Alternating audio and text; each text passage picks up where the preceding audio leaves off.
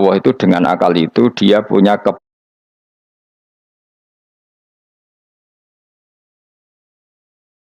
jadi di antara mukjizat Quran itu kamalul bayinah. Kalau memberi penjelasan itu sempurna. Sehingga ulama mengatakan imanul muqallid, imannya orang-orang yang asal ikut kiai, asal ikut guru, asal ikut buku, itu mukhtalaf alaih. Bahkan saya sendiri cenderung mengatakan iman itu tidak diterima. Karena manusia dibekali akal, inginnya Allah itu dengan akal itu dia punya kepermanenan iman, apa? Punya kepermanenan apa? Iman, dan dengan itu dia imannya mujma'aleh, mesti diterima oleh Allah Subhanahu wa ta'ala. Karena bin nadzari sahih, dengan logika yang benar. Dan logika yang benar itu gampang sekali. Beberapa ulama tentu tahu sekali, bukan sekedar tahu sekali, karena itu diajarkan Allah dan Rasul. Misalnya begini, kata Allah, saya kalau baca ayat-ayat ini itu sering nangis, karena Allah yang Tuhan itu sebenarnya tidak butuh kita. Saya ulang lagi, Allah yang Tuhan itu tidak butuh kita, juga tidak butuh iman kita. Tapi Allah ingin hambanya itu berakal, ya, karena agama itu liqaumi yaqilun, sehingga berpikirnya benar. Misalnya gini kata Allah, enggak apa-apa kamu menuhankan selain saya, itu enggak apa-apa kata Allah. Enggak apa-apa Yesus kamu katakan Tuhan, enggak apa-apa kamu katakan batu Tuhan, enggak apa-apa. Tapi tolong prosedur, ya, prosedur atau persyaratan menjadi Tuhan itu kamu lengkapi, yaitu punya prestasi menciptakan langit dan bumi. Kalau tidak semua surun semen kata Allah, sementing urun. Gitu. Jadi sebetulnya itu kan rasional. Misalnya nggak apa-apa kamu merasa jadi presiden atau gubernur atau jadi wali atau jadi apa. Yang penting prosedurnya dipenuhi. Itu kayak apa Allah baiknya pada kita. Sehingga saya berkali-kali, makanya menurut saya orang alim itu wajib memaklumatkan kalau dirinya alim. Supaya jelas aturan mainnya. Yang dilarang Allah itu kan memaklumatkan alim, kemudian ingin hadun nafsi, ingin salami template, dicucuk, dihormati, itu kriminal. Itu orang alim gendeng, sudah gendeng sekali. Karena khasnya orang alim itu tentu cari ridhonya Allah, bukan ridhol khalqi, bukan ridhonya apa? Makhluk. Makhluk itu la syai', ada siapa-siapa. Dan kita harus baku seperti itu. Kenapa kalau orang alim nggak memaklumatkan kealimannya itu dikatakan salah? Karena fungsi orang alim adalah membawa bayinat, membawa ayat-ayat Allah, bukan kepentingan apa? Pribadi. Makanya Rasulullah nanti duka ngendikan idza zuharatil fitanu wal bid'u falyudhiril alim ilmahu wa illa fa'alaihi la'natullah wal malaikati wan nasi ajmain. Jika zaman akhir banyak bid'ah, banyak kebodohan, maka orang alim wajib menampakkan kealimannya. Jika tidak, maka dia mal'un, dilaknati langit dan bumi. Karena sebetulnya logika tentang Tuhan itu gampang sekali. Saya ulang lagi ya. Saya punya sekian contoh betapa tauhid itu mudah. Jadi kalau ada orang bilang ikhlas itu angel, Gus, ya dia sendiri goblok karena nggak tahu logika apa. Ikhlas itu justru gampang. Misalnya kamu ngamal demi manusia, manusia itu umurnya hanya berapa coba? Kan pasti mati. Lalu kalau dia mati tidak berkutik, bagaimana Anda bersandar sama seseorang yang mati dan tidak berkutik? Sama-sama bersandar sama zat sing al-hayyul qayyum, sama zat yang abadi. Kamu latih terus akal kamu. Misalnya saya punya jamaah banyak, mereka itu kan nggak jelas surganya. Kok harap-harap syafaate piye? Soalnya jamaahku mlebu neraka kabeh. Kan nggak mungkin nyafaati saya. Atau mereka mlebu swarga kabeh, wis do sibuk kelon mbek widadari. Mungkin ya ndak ngurusi saya. Jadi dua kemungkinan itu sama-sama ndak ngurusi saya. Mlebu neraka ya rasa nyafaati, nek mlebu swarga do sibuk napa? Ngeloni widadari karena trauma di bocah elek melarat macam-macam. Sehingga kiainya saja wis ora takok Gus Mbak nang ndi wis ora takok. Wis ribet dhewe no. Nah, tentu saya juga sibuk sowan pangeran sudah itu makom saya sudah sibuk sowan pangeran wis kowe. Kowe pesta seks sing kula sowan pangeran. Wa swargame ayate pokoke inna ansa'na gunna napa? Insya'a faja'alna gunna. Abkaro bar kelon dadi prawan neh berarti keloni serepet. Kula insyaallah melok daftar sing fa'ama ingkana minal muqarrabin farauhu warihan. Jadi surganya muqarrabin itu enggak ada sifatnya. Di situ enggak dibakas bidadari makan-makan enggak, tapi farauhu warihan. Satu surga yang sifatnya rohani. Karena enggak bisa disifati. Tapi saya daftar di situ ya hanya beberapa jam. Baru itu gabung kon. Sawangane kok karo rasane wong ayu juga keberatan. Ya tapi saya tentu punya dua kelas, punya kartu premium dan ekonomi. Saya ndak tertarik lah daftar yang premium dok, nanti repot apa. Saya itu sering nangis kalau baca ayat seperti ini. Bagaimana Allah yang Tuhan, kemudian tidak butuh apa-apa. Tapi Allah saking baiknya itu membuat tatanan logika kita. Saya tidak akan bosan-bosan sampai sowan Allah. Bahkan andaikan saya masuk surga dengan faham ini, saya milih faham ini. Karena faham ini itu menguntungkan agama. Li'ilai kalimatillah. Sementara masuk surga itu hadun nafsi. Banyak ulama mengatakan, kenapa Anda tidak ingin mati? Padahal Anda mati masuk surga. Katanya, saya takut kehilangan momen sujud. Karena sujud adalah hak Allah. Sementara surga itu hakun nafsi. Keinginan saya. Tentu saya mendahulukan hak Allah ala hakin nafsi. Itu makam-makam yang... Dan itu nggak bisa kamu copy paste. Orang yang pada kelasnya akan merasakan seperti itu. Dan kamu tidak perlu minat, malah paham. Jadi sudah, dengar saja. Apa? Dengar saja. Begini misalnya. Saya berkali-kali bilang. Kenapa ulama dulu, saya ini kan di Sarang juga ngajar tauhid. Dulu saya ngajar kubrul yakiniyat di beberapa madrasah, termasuk di Sidogiri saya juga ngajar tauhid. Di sini saya ngajar tafsir, tapi yang saya titikkan juga tauhid. Begini, saya hidup di dunia ini terutama saya memang ingin menerangkan tauhid sebagaimana Allah menerangkan. Begini ya, Jubair bin Mut'im, saya tidak bosan-bosan cerita ini. Jubair bin Mut'im itu termasuk dahiyatul Arab, cerdas-cerdasnya orang Arab. Dia ditunjuk sebagai negosiator untuk membebaskan Asra Badrin, tawanan perang Badar yang kalah dan ditawan Rasulullah dan para sahabat. Kemudian harus ditebus dengan uang. Oke, disepakati. Terus singkat cerita Jubair bin Mut'im itu datang ke Madinah. Dulu karena tidak ada hotel, tidak ada penginapan, ya memang nginapnya orang musyrik itu di masjid. Ya sehingga itu lazim saja. Kamu tidak usah jadi liberal kemudian bilang musyrik boleh di masjid, ya tidak perlu seperti itu. Kamu juga tidak perlu goblok mengatakan nggak ada ceritanya orang musyrik ngidam di masjid karena ya ada tarikhnya seperti itu. Jadi tidak perlu goblok, ya tidak perlu liberal. Paham ya? Kalau kamu bilang wah nangono wong musyrik oleh ngidam di masjid, kamu liberal. Padahal konteksnya dulu memang nggak ada hotel. Tapi kalau bilang nggak sama sekali juga goblok karena sejarahnya pernah ada. Milih goblok apa liberal? Apa milih jelas? Enggak milih aja, ngaco aja. 01 apa 02 apa 00. Milih mana? Goblok, liberal, enggak milih. Nah, ketika Jubair bin Mut'im itu datang, delalah Nabi itu sholat maghrib ngimami. Nabi baca surat Wattur wa kitabim mastur fi rabbim mansur wal baitil ma'mur. Kemudian di pertengahan surat At-Tur itu kan ada ayat yang menurut saya itu sangat bagus. Sehingga di kamar saya, di rumah saya itu tak figur ayat itu. Bahwa kita harus dilatih berpikir. Kata Allah memulai argumentasinya. Am khuliqu min ghairi syai'in. Apakah kejadian alam raya ini seisinya tentu diciptakan tanpa sebab. Misalnya begini, alam raya ini kata orang nihilisme atau komunis atau orang-orang paham nihilisme. Itu kan dimulai dari ketiadaan. Logika ini kan goblok sekali. Berarti kalau alam ini kadung wujud, kamu kan tahu kan langit bumi sekarang kan wujud.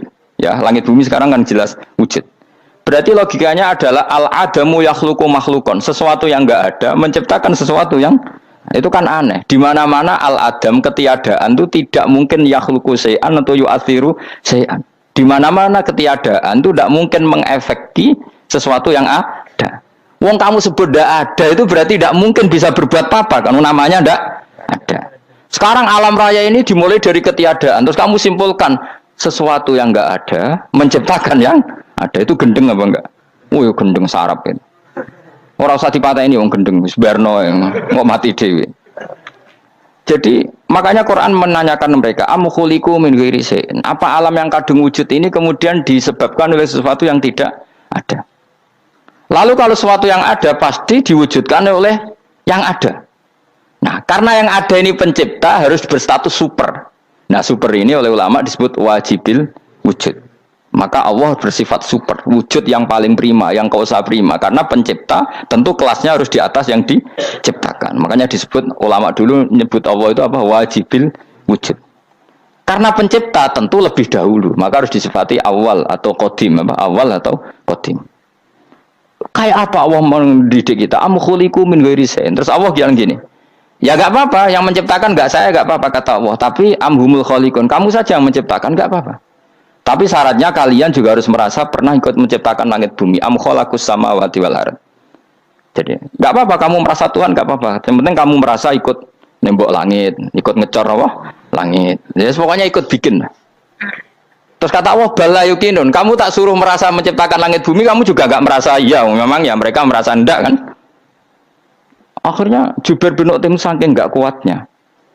Am khalaqus samawati wal ardi bal la yuqinun amin dahum khuzun.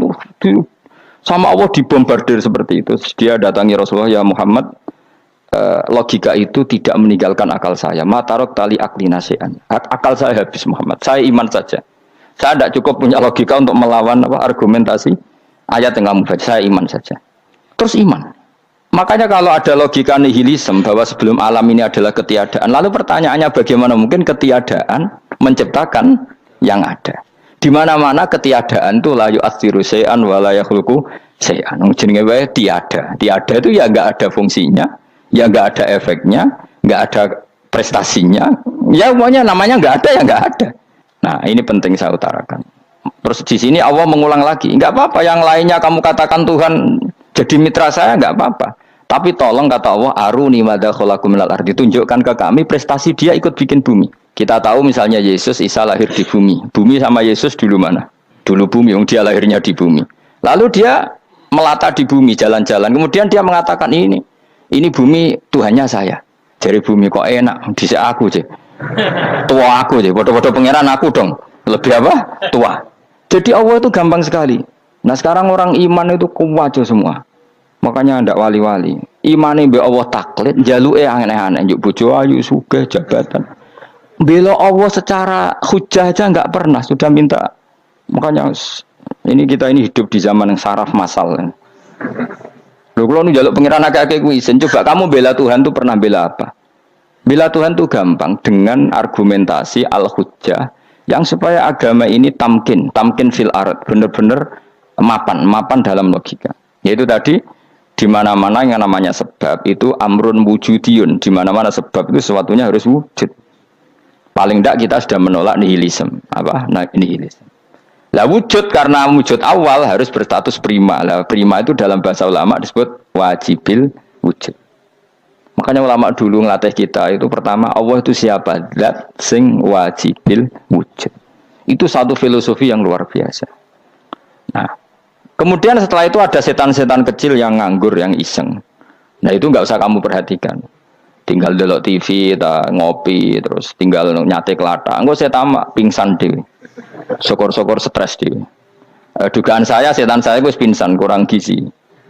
Karena memang setelah itu setan goda gini. Lalu sebelum Allah jangan-jangan ada wujud yang lain. Lalu Allah sendiri awal mulanya gimana? Kata Nabi, jika ada pertanyaan seperti itu kamu harus berhenti. Tinggal delok TV atau tinggal penting aja delok dangdutan. Ya kalau kepeksa ora apa-apa, kelasem ae. Saya tidak menghalalkan tapi kan sudah kamu lakukan. Karena itu lebih baik ketimbang pertanyaan filsafat. Banyak orang yang dulu sholat ketika sekolah filsafat tidak sholat. Alasannya sampai menemukan jati diri itu Tuhan. Dan itu bahaya sekali karena Nabi berkali-kali bilang kamu jangan mikir tentang Allah pasti rusak. Orang kok mungkin rusak dari Nabi pasti rusak. Nah cara menghentikan gimana? Karena setan ini makhluk, akal-akalannya gampang. Tadi tak warai, saya sebagai ulama atau sebagai manusia atau sebagai orang awam atau sebagai siapa saja, kadang ada pertanyaan seperti itu. Tak tinggal anggeling darmo, kan pusing setan, kan ngenteni. Weh, ngenteni bar lo anggeling darmo. Bariku aku lesu mangan mie, bar mangan mie waret turu, kan dia ngenteni terus mau bikin was-was lagi. Ternyata saya sibuk kan nggak bisa masuk deh. Bangun tidur aku selali pertanyaan tadi, dinteni. Nah, dia masuk lagi aku sibuk ngajak anak jalan-jalan. Jadi saya kalau jalan-jalan di pasar itu wis enteni tan santai wae. Itu memang resep dari Rasulullah. Jangan sampai orang terjebak filsafat yang sampai menanyakan eksistensi Tuhan. Dan dia tidak mau iman, tidak mau sholat, tidak mau puasa sampai menemukan Tuhan itu siapa. Itu jelas minas syaitonir rajim, itu perilaku setan. Makanya Rasulullah setiap ditanya sahabat gitu itu Nabi guyu-guyu. Dan guyunya Nabi itu kata Nabi, baguslah kalau kamu takut Tuhan kalah, kata Nabi. Nabi gojlok gitu. Maka ada ulama yang punya seni berargumentasi, yaitu Imam Ghazali. Jika setan tanya kamu, lalu sebelum Allah jangan-jangan ada wujud yang sebelum Allah. Kata Imam Ghazali, ya itu saja yang Tuhan. Yang Allah ini enggak jadi Tuhan. Ya berarti wujud sebelum Allah itu yang benar-benar Allah. Kalau kamu bayangkan lagi, jangan-jangan sebelum itu ada wujud lagi. Ya itu saja yang benar-benar Allah. Sehingga tetap Allah itu menang terus. Paham ya? Yang jelas jangan sampai didahului Adam. Karena kalau didahului Adam lebih ngeri lagi. Karena sesuatu yang enggak ada menciptakan yang ada. Itu lebih buruk lagi menurut akal. Menurut apa akal? Daripada kamu enggak salim Imam Ghazali, tinggal saja ndelok. Tadi ndelok sinetron. Itu yang lucu aja. Tidak sing lucu-lucu. Pendelok apa mencari Tuhan. Pokoke sing aneh-aneh, sing goblok-goblok, sing lucu-lucu, sing perane wong apa? Lha saya sering diprosesi saya. Gus Salim jenengan kok sering delok sinetron sing ana dialog wong goblok-goblok. Wong goblok ku menarik cara kula. Apa ya? Cara pandang itu di luar dugaan saya karena lalu berkali-kali loh kalah wong goblok. Itu makanya. Ini tak cerita nih beberapa kali yang jari Gus cerdas berkali-kali kalah wong goblok. Ada seorang santri itu ingin dibelikan bapaknya itu sepeda motor. Bapaknya wong desa, senengane ngrumat sapi wedhus. Lah menurut saya ya orang tuanya itu mampu lah, sangat mampu untuk beli itu. Pak mbok ditukokno mawon wong sepeda motor. Kata bapaknya, "Anakku nu jog mondok tak goblok, Gus." Wong njaluk kok sepeda motor, njaluk mobil ora ya goblok. Lah kok goblok, Pak? Jenenge donya iku Gus, sing lahirno donya kok sapi iku ndek anak, wedhus ndek anak jenenge donya. Di mana-mana jenenge donya sing lahirno donya. Iki donya kok mangan donya. Mergo motor iku kan tuku bensin, mobil. Iku cara dekne iku goblok Gus. Batin berarti kabeh kiai goblok perkarane tuku donya sing ngentekno donya. Cara dekne donya iku sing lahirno donya. Batin kok pinter iki batin. Untungnya saya ini ulama ya, ahli tafsir ya malu. Sebenarnya kalah itu ya malu. Tapi saya sebagai orang objektif fair, itu teori benar apa? Jadi dunia aku ya sing lahirno dunia kok mangan dunia aku goblok. Untungnya dia dengan saya itu jaraknya 5 kilo 7 kilo karena titik. Lala dia diterkon sepeda motor, aku tetap mau kalah. Pak, nanti jalan kaki saja. Karena kalau pakai motor ini kegoblokan kata saya. Terus mendingan nih, loh Gus mau kalah tadi.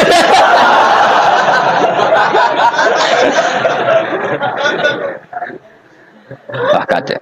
Singkat cerita dia bersikeras, nggak mau beliin sepeda motor anaknya karena di mana-mana dunia gue sing lahirno dunia, nggak boleh dunia kok mangan.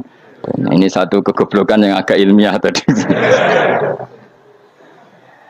Nah Imam Asy'ari juga ngalami hal yang sama. Imam Asy'ari itu punya, kita kalau ahli sunnah kan 2 partai ya.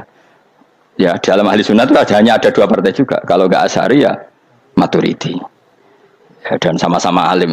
Ya kalau terpaut ya paling 5%, 7% ya, kealimannya Asy'ari dan Maturidi. Imam Asy'ari itu bikin logika yang jelimet seperti saya sekarang ini. Logikanya jelimet tapi permanen. Jadi yang saya ajarkan tadi itu logika yang jelimet tapi apa?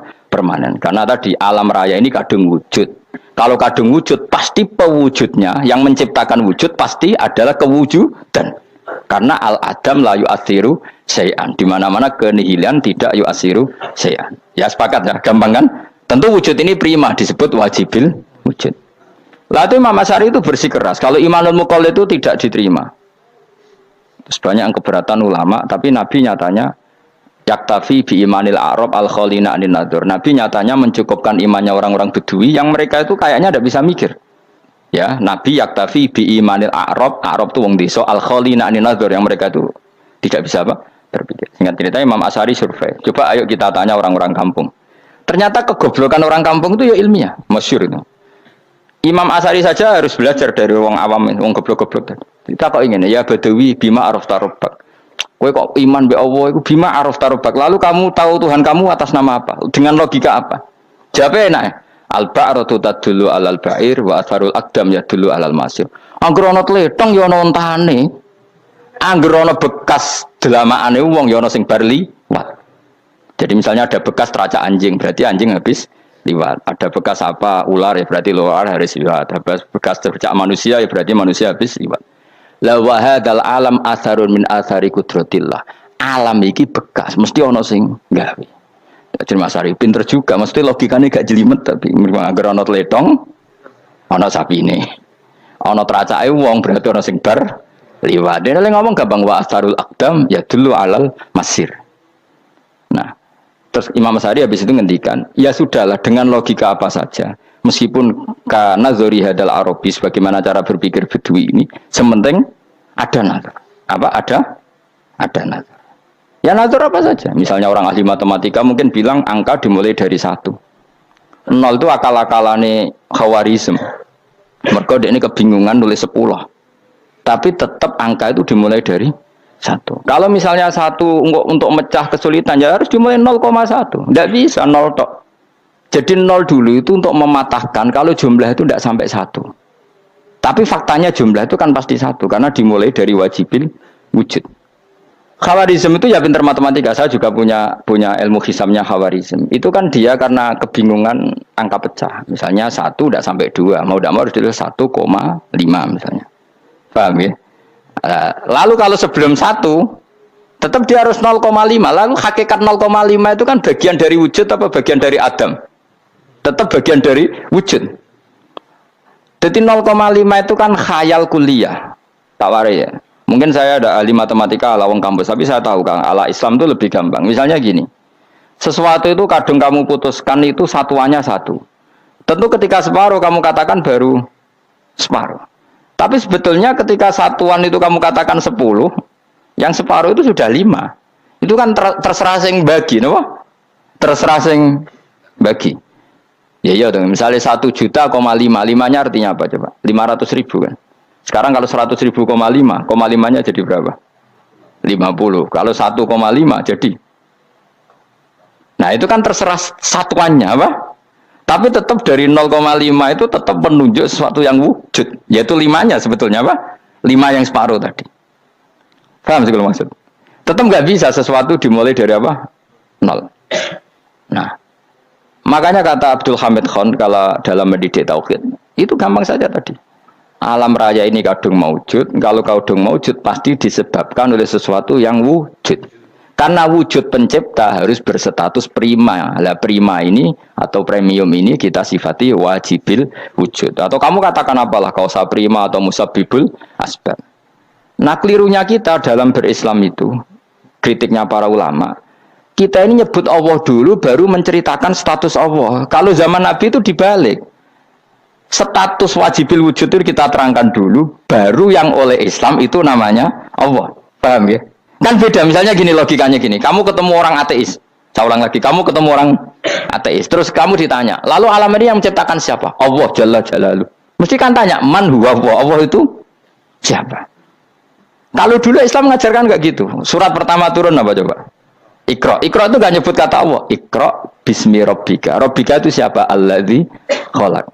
Sebutlah nama Tuhan. Yang berhak menyandang Tuhan adalah zat yang pencipta. Itu tidak ada kata Allah. Di surat Mudatsir, surat kedua. Ya ayyuhal mudatsir kum fa'anzir wa rabbaka fakabbir. Bukan Allah fakabbir, wa rabbaka fakabbir. Sehingga cara berpikir gini dibalik.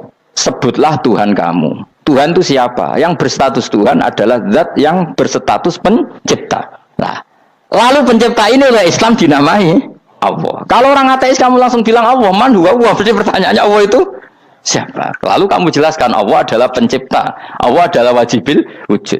Tentu lebih gampang kamu terangkan. Makanya Al-Qur'an menerangkan amukhuliku min ghairi syai'in. Manane saya di sini manane ya Allah. Apa?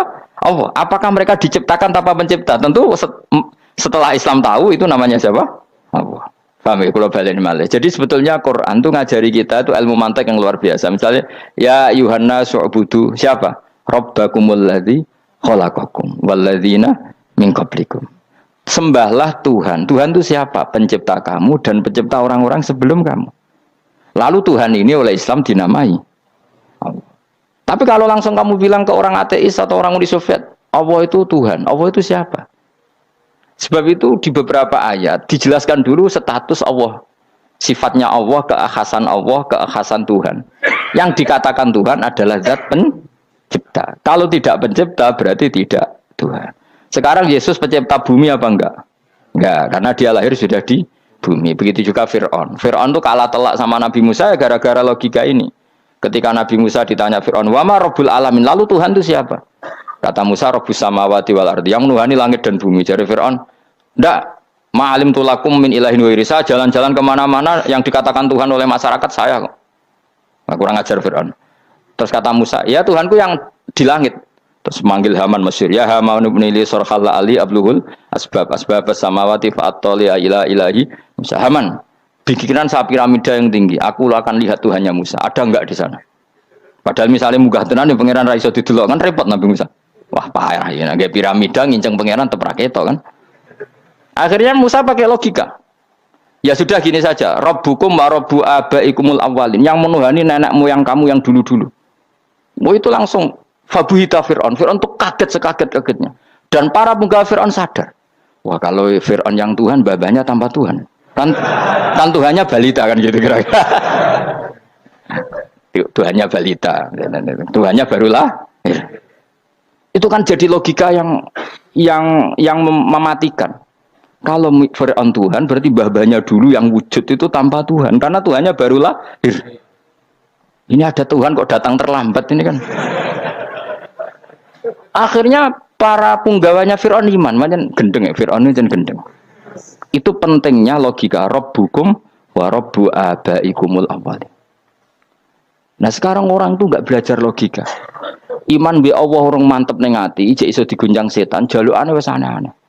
Jaluk swarga, jaluk gak mutu cara. Gak mutu. Makanya banyak wali kalau ditanya, kamu masuk surga sama sholat milih mana? Milih sholat. Kenapa milih sholat? Di surga itu demi khadun nafsi saya, poya saya. Tapi kalau saya sholat itu untuk hakku. Saya sebagai hamba, identitas kesejatian saya adalah menghamba. Soal nanti Allah bikin bonus surga silahkan. Maka sebenarnya masuk surga itu ada urutannya. Sebagai orang alim saya urutannya adalah berkampanye sesering-seringnya, membuat logika supaya orang mudah ke Allah dan Rasul. Makanya di Quran tuh gak ada orang disuruh masuk surga dulu itu ya Tuhan nafsul mutmainnah irji'i ila rabbiki. Kamu kembali ke Tuhan kamu dulu. Bahwa kamu makhluk yang butuh Tuhan. Fadkhuli fi ibadi. Kamu masuklah berstatus hamba dulu. Kesetatusan Anda sebagai hamba ini matangkan dulu. Bahwa saya ini hamba. Dibuktikan dengan suka sujud, suka ngamal, suka sedekah, suka tawadhu. Saya sebagai orang alim sebenarnya nggak suka mulang. Karena takut. Nak kue pinter kok nyanyi aku, nak goblok sawangannya metodeku gagal. Kan dua-duanya ini merugikan saya sebetulnya. Saya ulang lagi ya. Nak pinter kayak nyanyi aku. Kan ya mungkin juga senajan rada mokal mungkin. Sanggep ae rada mungkin. Pemane nak sing ndik kan yo, biasanya hasud wong ndik. Mau itu sebenarnya rugi semua, tapi Allah yang memerintahkan hak wong alim kudu mulang. Perhitungan itu tak buang semua. Sing ape nyanyi nggih monggo, sing tetep goblok nggih. Monggo, pokoknya Allah ngutus mulang ya napa? Mulang. Meskipun tadi potensinya itu dua-duanya buruk, sing alimnya ini. Kemudian nak mubalek terus didol ilmu ku ranto royalti tambah parah lagi itu. Nah, aku enggak pakai logika ikhlas.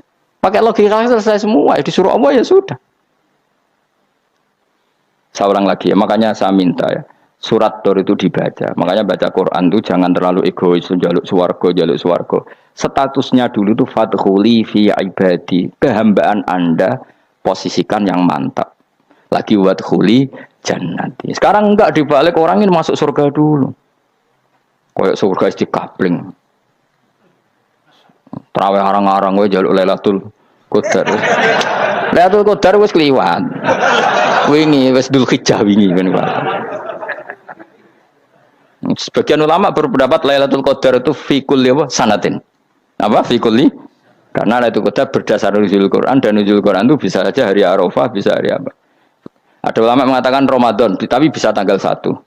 Nah, kamu kan pemalas ikut yang partai 21, 23 karena kan wis akhir-akhir kan wis enteng. Sebenarnya Anda milih 21 berdasar ilmu apa berdasar enak lah, nak terbatas waktunya kan lebih sempit apa? Lebih apa? Sempit. Ya saya ulang lagi ya. Jadi Allah kalau ngajarkan hujah itu gampang sekali ya. Tadi amkhuliku min ghairi syai'in. Enggak apa-apa saya ada Tuhan kata Allah. Tapi kamu harus punya logika. Alam raya ini diciptakan tanpa pencipta. Mau enggak kamu punya logika seperti itu? Bahwa alam ini yang wujud diciptakan oleh sesuatu yang tidak wujud. Mau enggak kamu punya logika itu? Enggak mau kan? Namanya wujud tentu diciptakan super wujud. Dan super wujud itu wajibil wujud. Dan itu Tuhan kita yang oleh Islam dinamai Allah. Bang, makanya nyebut Allah itu di surat-surat awal Quran tidak ada. Coba awal surat Quran itu surat apa coba? Iqra kan? Iqra itu ada enggak kata Allah? Enggak ada. Iqra bismi rabbika. Rabbika itu siapa? Allazi khalaq. Surat Mudaththir sama. Ya ayyuhal mudaththir qum fa'anzir wa rabbaka fakabbir. Ya sudah seperti itu. Ya ayyuhan nasu ubudu rabbakum. Rabbakum itu siapa? Allazi khalaqakum. Nah, kita ini keliru metode. Pemene wong tukang wiridan Allah. Tapi ora roh Allah iku sing sapa ora. Ya dia Allah. Dia nyifati Allah mau sing ngekeki swarga, sing ngekeki dhuwit, sing ngekeki widadari. Jadi Allah disifati sesuai selera yang menguntungkan dia. Bahwa Allah ini yang ngampuni saya, kemudian saya masuk surga, kemudian ngeloni widadari. Makanya kalau dia jadi wali tak demo. Tak laporkan MK pokoknya. Tak suluh.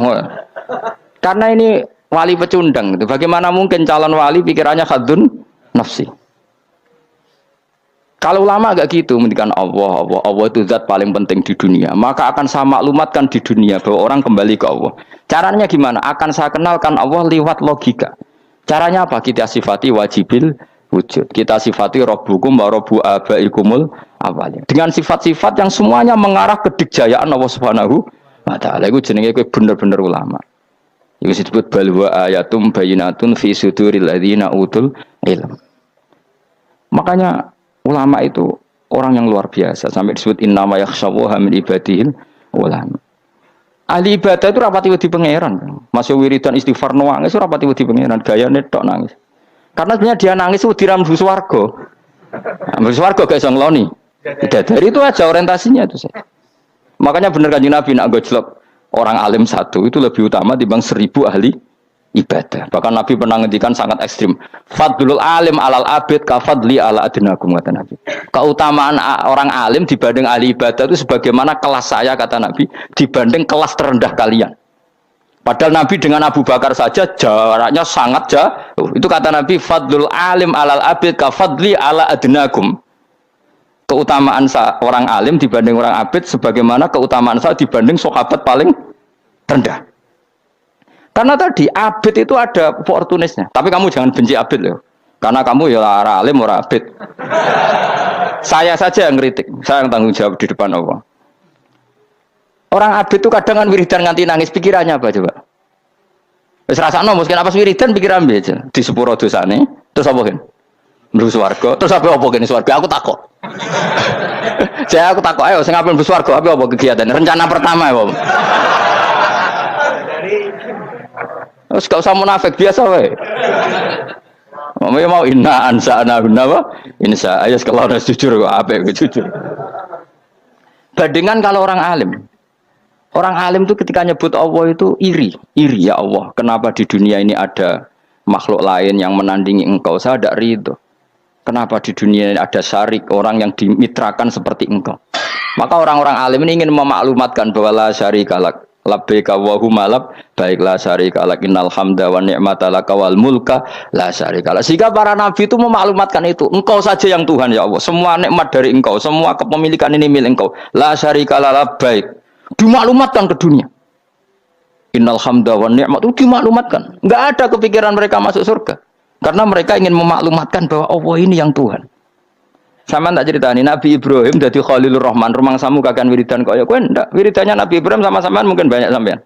Karena sampean banyak kepentingan tadi. Wali-wali dulu kalau wiridan itu ndak sebanyak sampean ndak, tak jamin ndak. Pemene maca lelo yang 10.000 ndak biasa wiridannya. Tapi khosyahnya sama Allah luar biasa. Pertama Nabi Ibrahim diangkat jadi khullah. Khullah itu ya Khalilur Rahman itu. Itu dia wiridannya gini. Ya Allah, innahu la yahzununi alla ara ahadan fil ghairi ya'buduka ghairi. Alla ara ahadan fil ardi ya'buduka ghairi. Sama saya hafal tak ini. Memang saya hafalkan. Ya Allah, saya ini susah sekali. Kenapa zat sepenting engkau kemudian yang menyembah engkau hanya saya? Ini tidak fair. Makhluk yang enggak penting saja punya umat. Makhluk-makhluk yang enggak penting aja jadi pusat perhatian. Misalnya artis atau presiden atau gubernur atau tokoh top. Semuanya jadi presiden, padahal semuanya itu makhluk yang enggak sepenting engkau. Ini zat yang sepenting engkau, kemudian yang tahu kalau engkau penting hanya saya, ini tidak fair. Nangis dan nangis, ini tidak fair. Innahu la yahzununi alla ara ahadan fil ardi ya'buduka ghairi. Saya ini susah Gusti, susah sesusahnya. Zat sepenting engkau, kemudian yang tahu kalau engkau penting itu hanya saya. Wah ini tidak fair. Loh, coba kalau orang mencintai sesuatu kan gitu. Misalnya kita bojo ayu, kemudian wong liya kabeh darane elek, ki mangkel ora? Mangkel enggak? Kamu beli Alphard, kamu kira itu mobil mewah, kemudian orang nyejajarkan podo bek keri, mangkel gak? Semua kenikmatan tuh kita nikmat karena itu diakui ya gak? Wes gunane apa kayak di Alphard, gawe ning Gunung Kidul, terus wong darani ngono iku podo bek keri ya bek kejangke mangkel ora kira-kira? Gak penting mewahnya ini tetap butuhnya pengakuan. Coba misalnya kamu jadi presiden hidup di dunia orang sufi. Sing darane wong penting wong soleh ahli sujud ora kaku ati ke teko di Barnos. Karena itu hormati situ hanya orang apa soleh. Kuat-kuat gak? Oh kaku hati kan. Atau kowe dadi artis top teko ning daerah Gunung Kidul wong desa-desa terus diundang lek.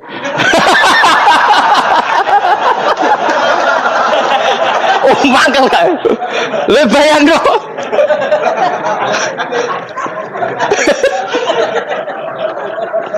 Oh, kamu menteri top, menteri BUMN, barang dolan itu iso diundang le.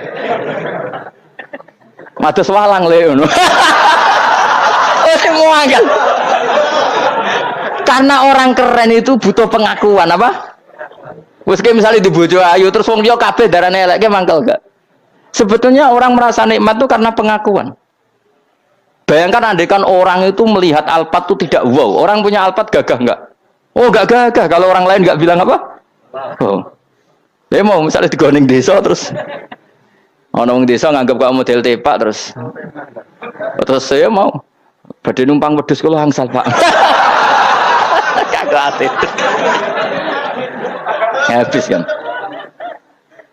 Makanya branded itu harus dimaklumatkan. Nah itu bayangkan Nabi Ibrahim.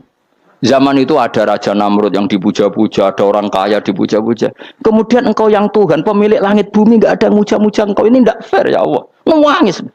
Orang kok kowe eling pangeran sak jam swarga Gusti. Dasar gak bakat wali.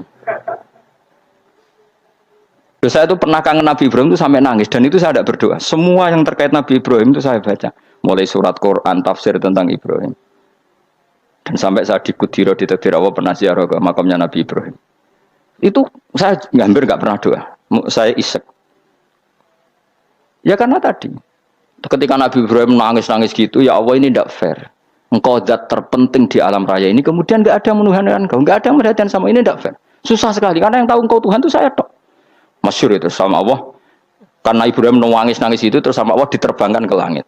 Itu disebut wakadzalika nuri Ibrahim malakutas sama. Di langit ada jutaan malaikat sujud, jutaan malaikat rukuk, jutaan malaikat baca tasbih. Nabi Ibrahim oke Gusti kalau gini ya benar, ini baru benar kata. Makanya terus Allah dengan keangkuhannya, karena Allah punya sifat angkuh dan itu sah walahul kibriya, kan sifat angkuh baik untuk Allah tapi tidak baik untuk makhluknya, dan Allah dengan sifatnya walahul kibriya. Kata Allah, kalau nasihati para nabinya, kamu tidak usah susah. Jika di bumi jarang orang nyembah saya. Innalladzina 'inda rabbika yusabbihuna lahu bil-laili wan nahar wa hum la yasamun. Kamu tenang saja. Orang yang di sana di langit-langit itu maksudnya para malaikat itu bertasbih siang dan malam. Wa hum la yasamun, dan mereka tidak berhenti-henti, tidak bosan-bosannya bertasbih. Jadi nabi itu baru terhibur kalau yang diidolakan itu keren.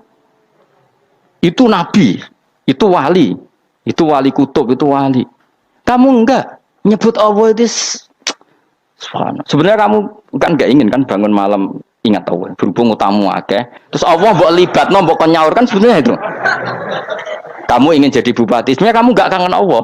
Kamu ingin jadi bupati. Terus Allah mbok jak koalisi kan gitu. Terus malam-malam Allah, ya Allah ini hambamu ya Allah minta gini.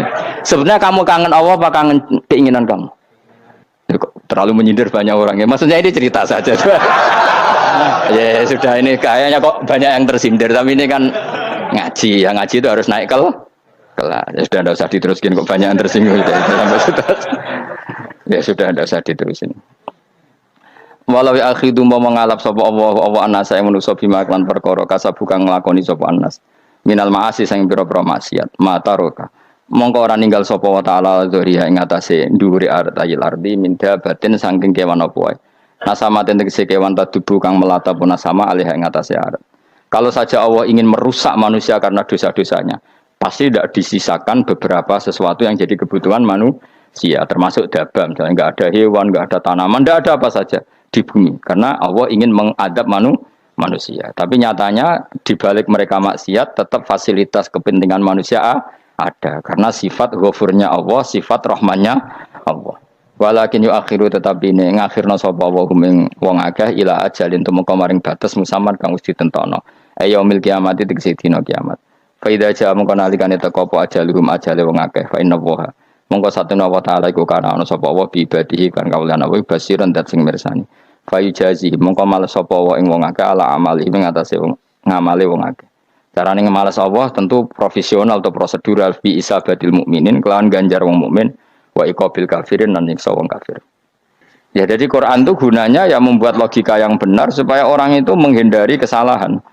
Jadi menakut-nakuti itu kalau nggak harus tentang neraka, takut dari kesalahan, takut dari kebodohan. Kan kita juga takut kan punya pemimpin yang salah, takut punya kasus, takut kepleset. Ketakutan tidak harus dari neraka. Makanya saya berkali-kali bilang, saya sering dulu dinasihati Mbah Mun, aku ben alim, ojo sering maca tafsir, mari goblok dari Mbah Mun. Maksudnya mari goblok itu gini, mufassir itu manusia, kadang dia itu satu ayat umum, dia mendiktekan ke satu kasus, padahal kasusnya lebih umum. Makanya berkali-kali sama nani umpama ngene, contohnya ngene, karena nanti itu mengikat. Misalnya gini ya, saya ulang lagi ya, ben gayamu kayak wong alim.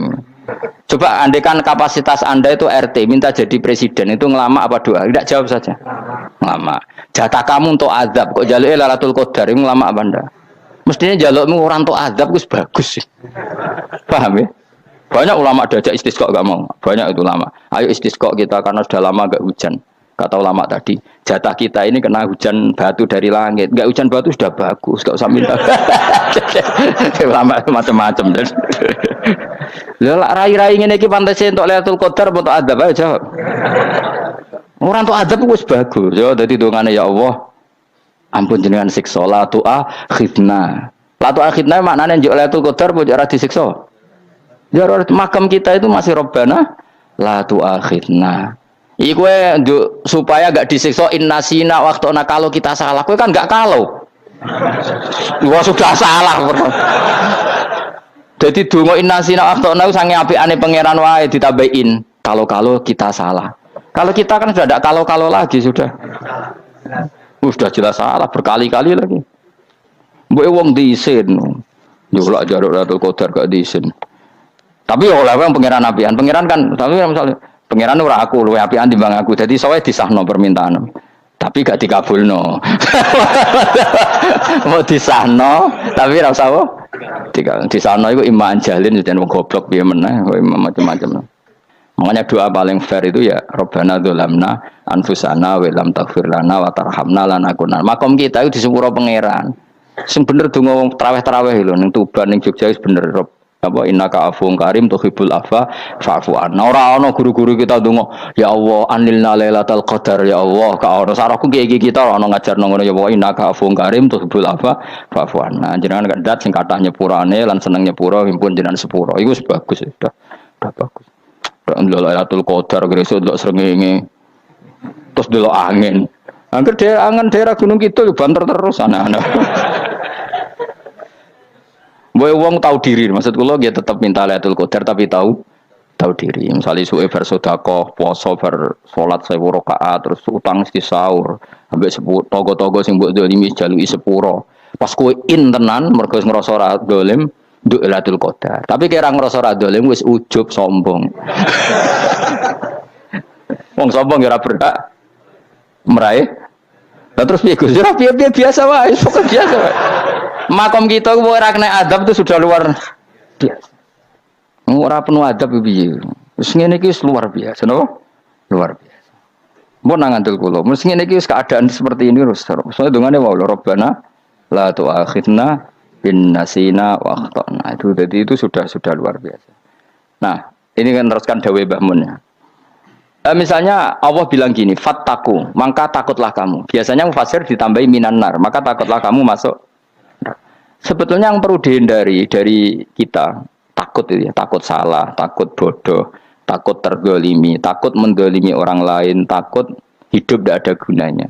Tapi mufassir tentu milih yang populer, takutlah kamu dari api neraka. Coba misalnya gini, kita nanti masuk surga.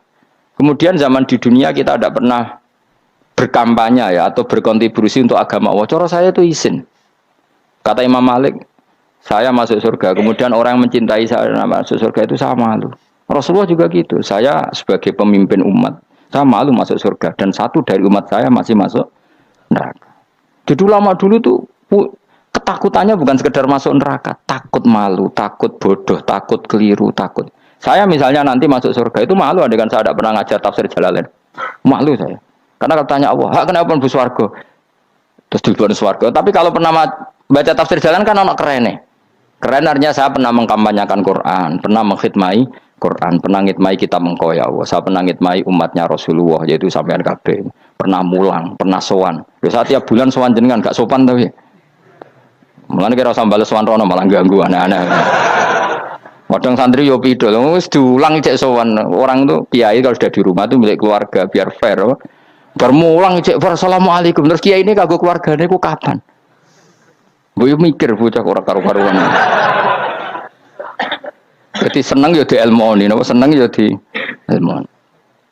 Saya ulang lagi ya. Nah, kata yang ditafsir itu sering tidak mengikat. Makanya kata Mbah Mun, baca tafsir itu dikurangi. Maksudnya dikurangi itu bukan apa-apa. Maksudnya tadi kalimat yang ditafsir itu tidak mengikat.